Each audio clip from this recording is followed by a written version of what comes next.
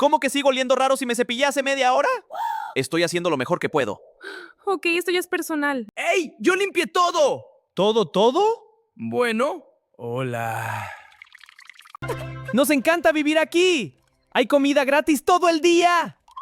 No siempre viene de los dientes, a veces viene de la lengua acumulada. Ok, quizás si olvidamos una zona. ¡Auch! ¡Más suave! ¡Solo límpienme normal! ¡Y olía en días innecesaria! ¡No hace falta lijarla! Permiso. Oh, no. ¡Gracias! ¡Por fin un profesional! Hay maneras más suaves de hacer esto. Sin fuerza, solo constancia. Puedo respirar otra vez. Ok, admito que necesitábamos ayuda. Exacto. Ahora sí estamos presentables. Equipo completo ahora sí. Adiós trauma social. Muchísimo mejor.